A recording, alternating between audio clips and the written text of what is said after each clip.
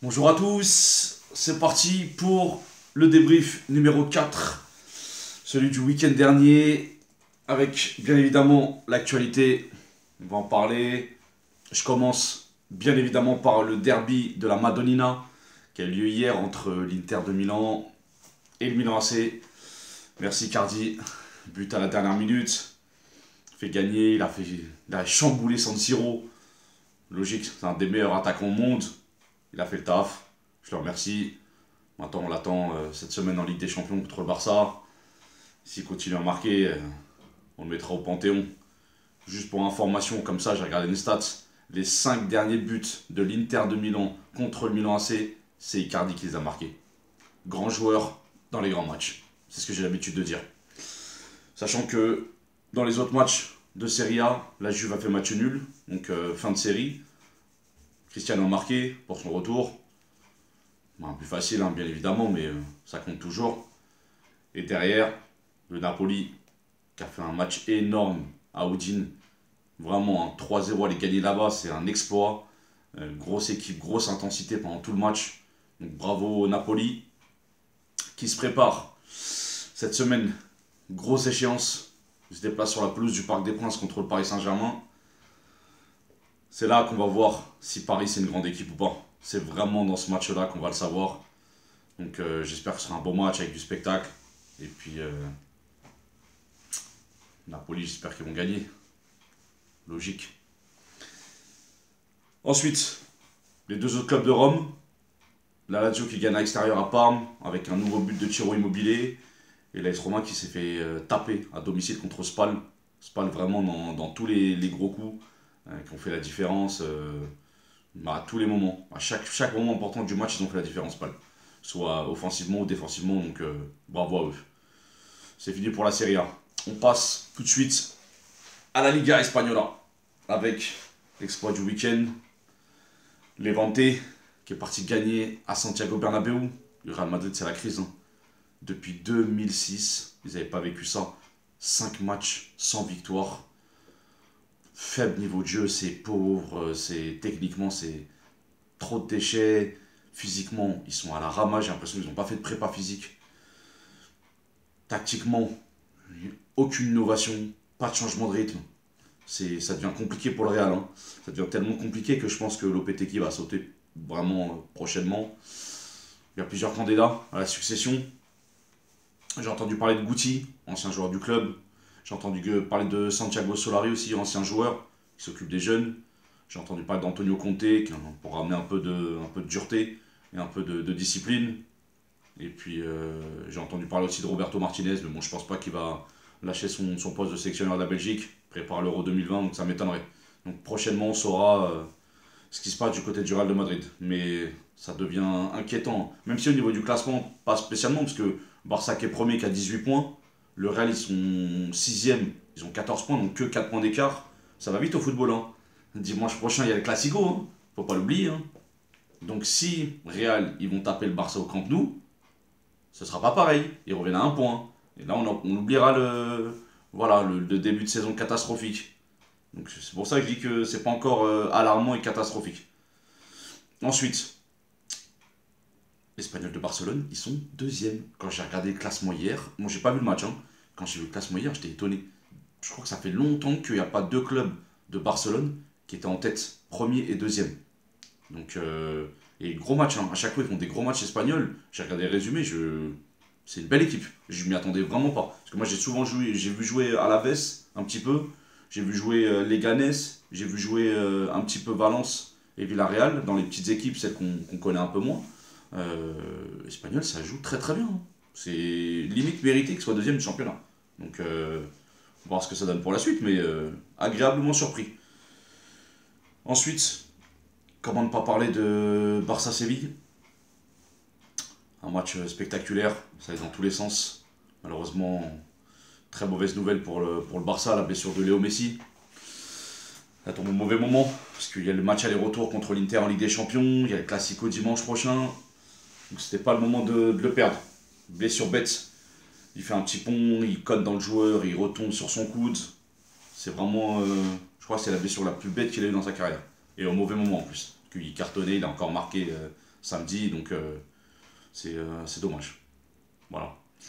On va faire un petit tour en Allemagne. Je suis obligé de parler d'Allemagne parce qu'en ce moment, je dis la vérité, hein, la Serie A et l'Allemagne, c'est les deux championnats que je regarde le plus.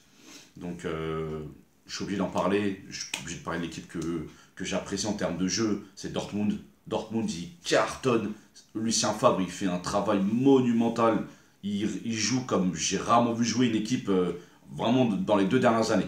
C'est incroyable, ça va à 2000, ça joue en contre-attaque, ça joue en attaque placée, ça écarte, ça joue sur les côtés, dans l'axe, ça remise, c'est oh là là, c'est magnifique. Regardez un match de Dortmund et vous comprendrez. Vraiment, en ce moment, c'est l'équipe à regarder. Premier du championnat, 27 buts, meilleure attaque, 8 buts encaissés, meilleure défense. Donc ça veut dire que ça tient la route aussi. C'est top. Alcacer qui a encore marqué. Actuellement, il marche sur l'eau. Moi, j'ai une petite mention spéciale à un autre attaquant, Jadon Sancho, un jeune. En ce moment, c'est de la pépite, hein. Il y en a des pépites, hein. Tout le monde parle d'Mbappé, c'est logique, parce qu'il cartonne. Mais Sancho, c'est quelque chose, hein. J'espère qu'il va percer, parce que c'est vraiment agréable de le voir jouer, ce petit. Donc voilà, deuxième équipe qui en ce moment cartonne en Bundesliga, c'est Mönchengladbach, qui a cartonné 4-0, triplé d'Hoffmann, un gros Alassane Plea en ce moment. Ça me fait plaisir pour lui, j'espère que prochainement il intégrera l'équipe de France, qu'on a besoin d'attaquants comme ça. Et celui qui est en forme aussi du côté de Borussia Mönchengladbach, c'est Torgan Hazard, le petit frère d'Eden, qui fait des matchs de folie. En ce moment, je crois sur les 3 derniers matchs que j'ai vus, parce que les autres matchs je ne les ai pas vus, à chaque fois il est dans tous les coups. Dans tous les coups, c'est impressionnant. Et moi là, en Allemagne, je ne vais pas parler du Bayern, puisque le Bayern, ok, ils ont gagné, mais logique, on va dire. Je les attends dans d'autres domaines. Par contre, la performance du week-end en Allemagne, il faut le souligner, c'est un jeune de 20 ans qui s'appelle Jovic, qui joue à Francfort, qui a mis un quintuplé. C'est rare pour le souligner, surtout à son âge. Grosse performance, donc félicitations à lui. J'en parle, quand il y a des petites pépites comme ça qui sortent du lot, moi j'aime bien les petits jeunes, j'aime bien les espoirs, donc ça fait plaisir. En tout cas pour lui. Je finirai par la Ligue 1. Je vais d'abord parler de la Première Ligue, avec le gros match du week-end, c'était Chelsea-Manchester United. Manchester United qui a failli faire un braquage, parce que à 1-0 pour Chelsea à la mi-temps, à une domination de fou, je me suis dit, ils vont se faire exploser. Et qui c'est qui est venu? José Mourinho. José Mourinho, le coach de United, qui a dû faire un discours encore de folie à la mi-temps, parce qu'en deuxième mi-temps, ils sont revenus, c'était d'autres personnes. Donc en fait, ils ont des Dr Jekyll et Mr Hyde dans leur équipe. Ils savent pas quand est-ce qu'il faut être une personnalité ou l'autre. Martial, c'était un autre joueur en deuxième mi-temps. Il met un doublé, je suis super content pour lui, c'est un joueur que j'adore. Et vraiment, je me dis que pourquoi il joue pas tout le temps comme ça? J'arrive pas à comprendre. Il est vraiment il est inconstant. Mais là, deuxième mi-temps, c'était fantastique. Et après, ils se font égaliser à la fin, dernière minute, temps additionnel, ça y est, c'est bon. C'est dommage. Ils tenaient les 3 points, mais c'était un bon match. Match agréable à regarder. Moi, j'ai pas aimé par contre le comportement de l'assistant de Sarri. J'en ai assez parlé autour de moi. D'accord, Mourinho, des fois, il fait de la chébran, il engraine tout le monde, tout ça. Mais là, c'est pas bien ce qu'il lui a fait. Il est venu à côté de lui, limite, il a failli le gifler. Il est passé à côté de lui, il a nargué et tout. C'est pas bien. Tu marques à la dernière minute, reste calme. Comme Sarri, hein, comme le coach principal. Il a eu une super bonne réaction, à souligner. Hein. C'est pas tous les coachs qui sont comme ça. Il a calmé tout de suite, il a été voir Mourinho, il a dit je m'excuse par rapport à mon assistant. Il a été voir son assistant en lui disant d'aller s'excuser. Il est parti s'excuser auprès de Mourinho. Donc voilà, il a calmé le truc. Très bonne réaction de Maurizio Sarri, ça ne m'étonne pas lui. Hein. C'est vraiment le mec, je le vois zen, tranquille sur son banc, même s'il fume ses cigarettes et des fois il est excité, mais là franchement ça ne m'étonne pas lui. Donc logique. Ensuite City, qui gagne 5-0 facile, qui domine tout le match, il aurait pu avoir 7 ou 8 buts, ça m'aurait pas étonné. Donc voilà, ils sont en tête du championnat. La deuxième équipe qui est en tête du championnat, c'est Liverpool, qui est parti gagner 1-0 à Huddersfield, but de Mohamed Salah. Donc voilà, classique. Et on attend aujourd'hui le match d'Arsenal pour voir ce que ça donne, parce que si Arsenal gagne, il passe à la 3e place. Donc on va voir ce que ça donne ce soir contre Leicester. Ensuite en Première Ligue, Tottenham, c'est pas trop ça en ce moment. J'ai vraiment du mal à les voir jouer. C'est pas tip top au niveau du jeu, faut qu'ils se réveillent. Hein. Certes, il y a peu de joueurs recrutés au mercato, mais là, Pochettino, faut qu'il rajoute quelque chose pour que la Première Ligue elle soit encore plus forte que ce qu'elle est actuellement, parce que quand je vois derrière Everton, ils ont gagné 2-0 contre Crystal Palace. Quand je vois que les équipes de derrière, elles galèrent, parce que Fulham, malgré leur recrutement, ils galèrent. Cardiff, ils sont à la ramasse. Huddersfield, c'est mauvais. Southampton aussi. C'est pas facile, hein. Franchement, la première ligue, là, pour l'instant, ils sont encore en rodage. J'espère que ça va accélérer dans les prochains jours. Et puis, du côté de la Ligue 1, il y a pas mal de choses à dire du côté de la Ligue 1, parce que moi, personnellement, la Ligue 1, elle devient de plus en plus intéressante. En tout cas, depuis que les Qataris sont venus en Ligue 1, ça fait énormément de bien. Depuis que Neymar est venu en Ligue 1, ça fait beaucoup de bien, il faut le dire, il faut le souligner. Donc voilà, donc on en parle. Donc Paris au-dessus du lot. Là, on va juger Paris sur le match aller-retour contre le Napoli. Et on va les juger sur le Classico de dimanche. Parce que c'est logique. C'est le match que tout le monde attend. Donc j'espère que les Marseillais font le taf. Sachant qu'ils ont déjà fait le taf à Nice. On a gagné 1-0 en étant de dominer tout le match. Ils sont dominés, hein. Pour moi, c'est limite un hold-up que Marseille gagne le match hier. Objectivement, parce que je suis Marseillais, je sais être objectif aussi quand il le faut. Mais c'est pas normal. C'est faible. Il nous manque Luis Gustavo, Thauvin. On est à la ramasse. En face, il y avait Saint-Maximin. Saint-Maximin, il a fait la misère tout le match. Tout le match, il a couché les mecs, il les a envoyés. Tout le temps. Il a taffé comme il fallait. Après, il a été moins bon dans la transmission, dans les dernières passes. Mais sinon, s'ils étaient efficaces, franchement, Nice, ils auraient dû gagner. Après, il y a eu un super Steve Mandanda qui a fait le job dans les buts aussi, qui est de retour. Donc voilà, mais on ne peut pas se permettre de jouer comme ça. Marseille ne peut pas se permettre, ils tiendront pas toute l'année comme ça. C'est pas possible. Lille a gagné. À l'extérieur, à Dijon. Ils ont encore fait le taf. Ils tiennent leur deuxième place. Ils vont pas la lâcher comme ça, je le sais pertinemment. Même si Galtier il essaye de calmer les choses, mais c'est très bien comment ça se passe. Lyon qui a gagné aussi. Montpellier qui a gagné aussi. Donc le top 5 français actuellement, ils ont tous gagné. Les 5 premiers. Voilà, c'est du classique, sachant que Monaco, voilà, ils ont rétrogradé. Ils sont avant-derniers. Franchement, j'étais triste. Hein. Faut en parler de la première de Thierry Henry parce que même si c'est pas un joueur que j'ai forcément apprécié, mais là en tant que coach, quand il parle football. Moi, je l'ai entendu en conférence de presse. Ce qu'il dit, c'est du football. Il parle pas de si ça. Il connaît grave le foot. Il le connaît, il en parle comme si voilà, il était né dedans. Donc, ce mec-là, j'espère qu'il va réussir en tant que coach. À Monaco, ça va pas être évident parce qu'il n'a pas un effectif de fou. Enfin, en tout cas, à mes yeux. Là, le match, franchement, Monaco, ils se met dans un trou tout seul. Ils ont quelques occasions, ça commence bien le match. Hein. Il fait rentrer Grand Cyr, il joue 1 minute, il se mange un rouge. Fraude professionnelle, c'est pas normal. Ils finissent à 10. Strasbourg, ils gagnent le match parce qu'ils étaient à 11 contre 10 en supériorité numérique. Mais à 11 contre 11, je suis pas sûr qu'ils le gagnent. Hein. Donc, un petit peu, je suis triste pour Thierry Henry. En tout cas, pour sa première. L'autre équipe qui était dans une mauvaise situation, c'est Nantes. Donc là, je vais faire une petite dédicace à Vince, mon gars sûr. Je vais parler un peu, parce que sinon tu vas me dire, ah, Nantes, hein, ils ont gagné, t'as pas parlé. Je te connais, je sais très bien. Et en plus, une autre dédicace. Tu sais qui c'est qui a marqué? Triplé d'Emiliano Sala. Ah non, pardon. Toi, tu l'appelles Mohamed Salah.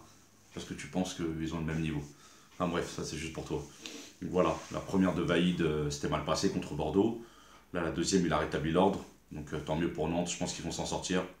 J'espère en tout cas qu'ils vont faire le taf. En tout cas, je pense qu'ils vont le réaliser. Il y a un joueur qui m'a impressionné en Ligue 1. Je le dis, hein, et toujours en toute objectivité, c'est Moussa Diaby. Le petit Titi parisien là, il est rentré. C'est incroyable. Il a de la dynamite, il est bon. Franchement, s'il continue comme ça, c'est un mec qui va percer. Il ne peut pas rester à ce niveau-là. Il faut lui donner dans le jeu. Et Tuchel, il gère bien les jeunes. Il fait rentrer au bon moment. Quand il y a 3-0, il le fait rentrer. C'est fluide. Il rentre dans un effectif qui est déjà soudé, collé. Franchement, j'ai vraiment aimé son entrée de jeu. Pour un jeune de son âge, il a la dalle.